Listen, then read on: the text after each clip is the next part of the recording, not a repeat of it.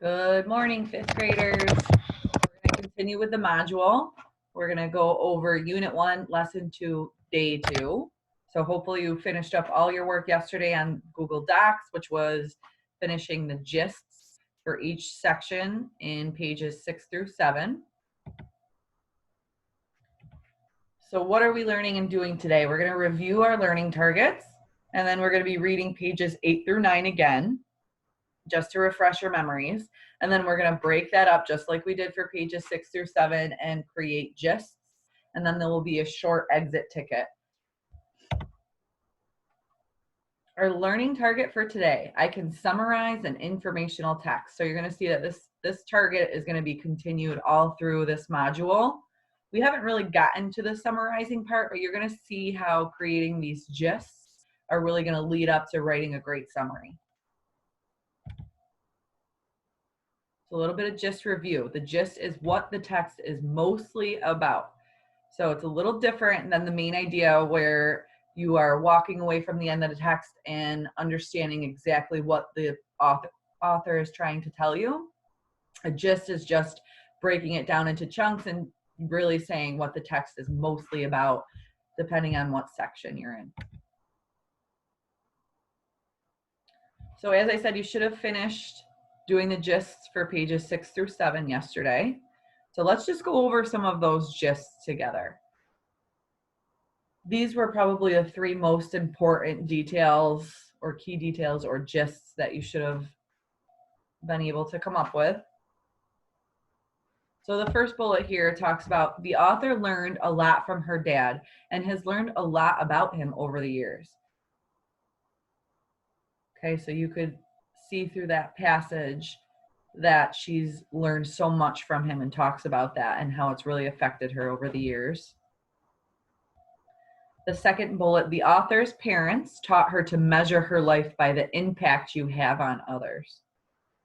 So she really talks about how they wanted to focus on teaching her how to have an impact and make sure that you do have an impact.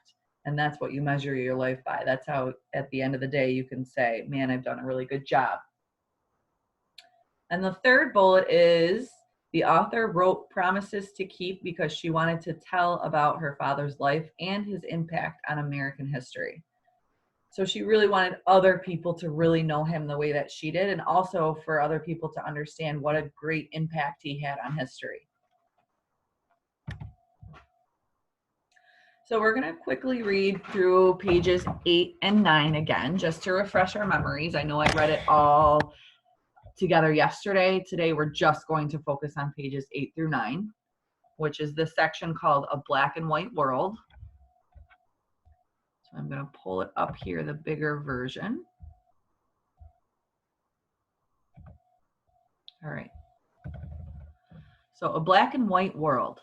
My great-grandparents were slaves. My grandmother was a sharecropper. My father was born into a segregated world. Although it may be hard for you to imagine an America where black and white people were kept apart by laws and customs, that world existed. My father helped change it. By breaking the color barrier in Major League Baseball, my father helped break down racial segregation.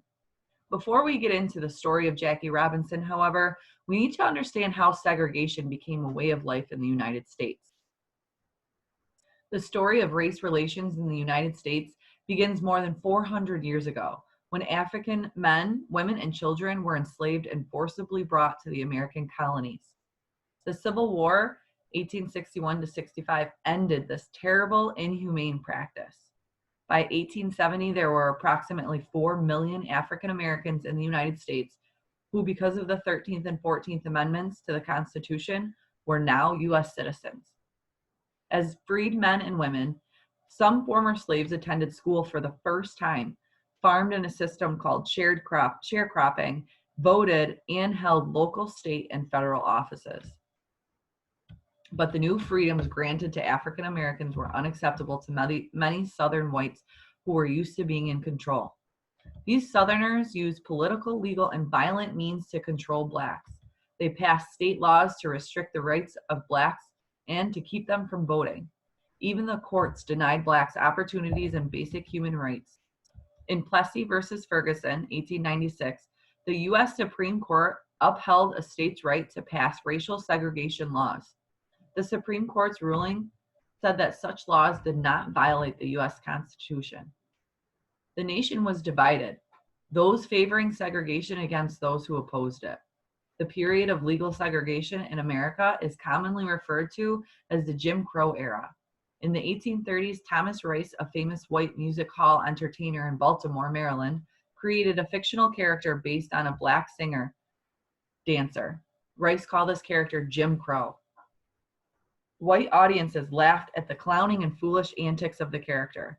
Black people found the performances demeaning. They began to use the term Jim Crow to mean discrimination. All right, so our work for today is we are going to now create gists. So let's think about, what was this text or this section mostly about? Just take 30 seconds to think about what exactly that section was telling us.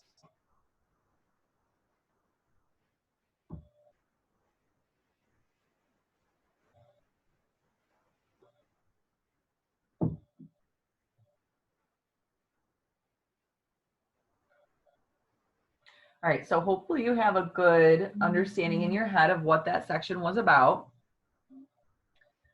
Now we're going to complete gists for pages 8 through 9. So you're going to go to your work for today on Google Classroom. You're going to pull up this document. Okay. So this document's going to have 1, 2, 3 sections of gists.